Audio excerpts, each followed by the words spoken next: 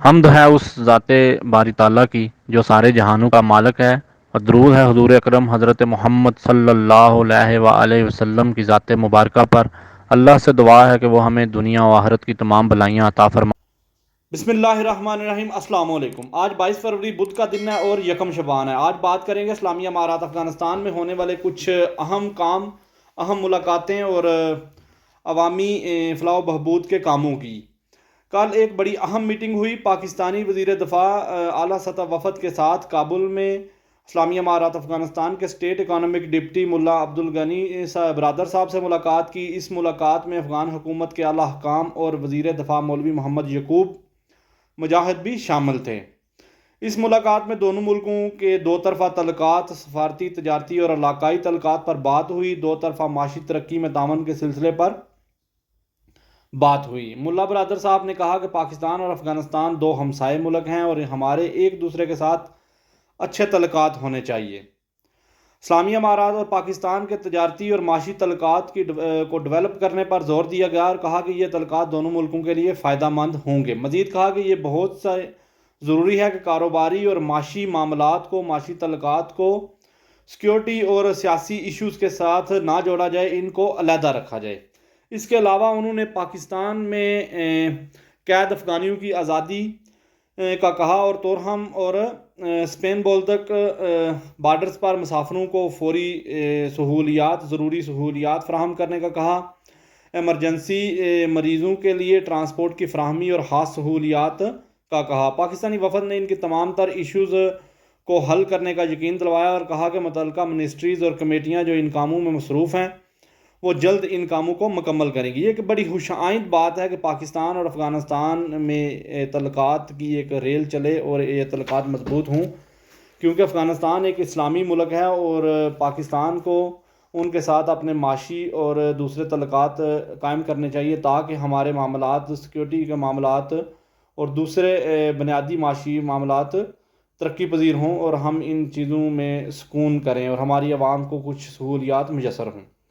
اس کے علاوہ بات کریں گے اسلامی امارات افغانستان کے فارن افیئر منسٹر مولوی عامر احمد متکی صاحب نے ترک سفارتکار مسٹر جہاد ارجین سے ملاقات کی۔ اس ملاقات میں افغان فارن افیئر منسٹر صاحب نے ترکی میں آنے والے زلزلے کی وجہ سے ہونے والے نقصان، جانی و مالی نقصان پر تعزیت کی اور یقین دلوایا کہ ہم اپنی بساط کے مطابق مسلمان بھائیوں کی مدد کو یقینی بنائیں گے۔ ترک سفیر نے ان کی اس محبت اور ہمدردی کا شکریہ ادا کیا اور بتایا کہ اب تک اس واقعے کی وجہ سے 41,000 لوگ اپنی جان کھو چکے ہیں، وہ فوت ہو چکے ہیں۔ اس کے علاوہ اس تعداد میں دن بدن اضافہ ہو رہا ہے۔ بتایا کہ ترکی کی تاریخ کا یہ ایک منفرد واقعہ ہے، منفرد زلزلہ، اس سے پہلے اتنی شدت کا زلزلہ ترکی میں نہیں آیا۔ اس کے علاوہ اس ملاقات میں دو طرفہ تعلقات، سیاسی معاشی ایشوز، دو طرفہ کاروباری مواقعوں پر بات چیت ہوئی اور دونوں ملکوں کے تعاون کو جاری رکھنے پر زور دیا گیا۔ اسٹیٹ ایڈمنسٹریٹو ڈپٹی مولوی عبدالسلام حنفی صاحب کی سربراہی میں organization and pension regulation commission کی میٹنگ ہوئی۔ اس میٹنگ میں ministry of rural rehabilitation and development, telecommunication and information technology کے بجٹ کی فارمیشن اور فنانشیل پلان کے مطابق تفصیلی گفتگو اور مشاورت ہوئی اور اس کے بعد ضروری فیصلے کیے گئے۔ بات کریں گے وزارت داخلہ کے ترجمان کی۔ انہوں نے بڑے اچھے فگرز بنائے کہ انہیں اس پچھلے 18 ماہ میں اسلامی امارات افغانستان نے اپنے ملک میں کیا کام کیے اور کس طرح عوام کو سہولیات فراہم کی۔ انہوں نے بتایا کہ پچھلے 18 ماہ میں سیکیورٹی فورسز نے مختلف جگہوں پر کارروائیاں کر کے، آپریشن کر کے 4,210 آپریشن کیے، جس کے نتیجے میں 5,051 مشتبہ افراد کو گرفتار کیا گیا۔ اس کے علاوہ 181 ڈرگ فیکٹریز کو تباہ کیا گیا، انہیں مکمل طور پر سیل کیا گیا۔ اس کے علاوہ 543 ٹنز سے زیادہ مقدار کے ڈرگز قبضے میں لیے گئے اور انہیں تباہ کیا گیا، انہیں جلا دیا گیا۔ 1,785 ہیکٹر زمین جس پر پوپی کی فصل کاشت کی گئی تھی، اس کو کلیئر کیا گیا اور اب افغانستان میں کہیں بھی ڈرگز کی کاشتکاری نہیں ہوتی۔ پورے ملک میں 82,000 نشے کے شکار مریضوں کو اکٹھا کیا گیا اور ان کا علاج حکومت کی طرف سے کیا جا رہا ہے تاکہ ان کو نارمل زندگی کی طرف واپس لایا جائے۔ اس کے علاوہ انہوں نے بتایا کہ ان 82,000 لوگوں میں 26,850 افراد صرف کابل شہر سے اکٹھے کیے گئے اور ان کو علاج کے لیے سینٹرز میں داخل کیا گیا۔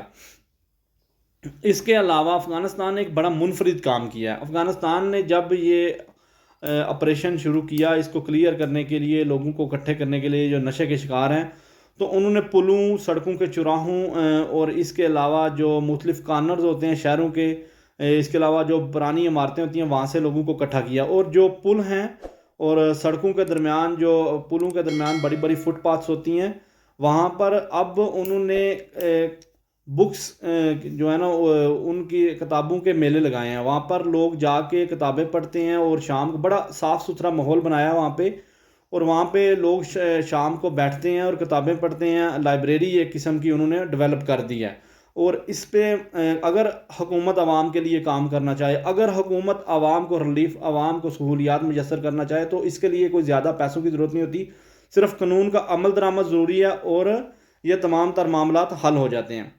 اس کے علاوہ اسلامی امارات افغانستان عوام کی فلاح کے لیے صحت، تعلیم کے شعبے میں، دیہاتی علاقوں کی ترقی، روڈز کی تعمیر، دور دراز علاقوں کے نزدیک مرکزی تجارتی مراکز، قدرتی وسائل کا استعمال اور ڈیمز اور نہروں کے ذریعے زراعت کے شعبے کو ترقی، اور اس طرح کے لاتعداد منصوبے جن سے بآسانی اور کم قیمت پر عوام کو سہولیات میسر کی جا سکتی ہیں، اور ان پر کام جاری ہے۔ تمام تر ان ذریعوں سے ان وسائل کو بروئے کار لایا جا رہا ہے جن پر بہت کم اخراجات کے ذریعے عوام کو ریلیف اور عوام کو سہولیات میسر ہوں۔ اسی طرح پاکستان میں اگر اچھے حکمران ہوں گے تو ہمیں بھی اچھے نظام اور تمام تر قدرتی وسائل ہمارے پاس موجود ہیں۔ ہماری زراعت کا شعبہ ہے، اس میں اگر ڈیولپمنٹ کی جائیں تو ہمارا ایک زراعت کا شعبہ ہی پاکستان کو اس ترقی کی اس اونچائی پر لے جائے گا کہ عام آدمی آرام سے 2 وقت کا کھانا کھا سکے گا۔ بہت شکریہ، جزاک اللہ، اللہ حافظ۔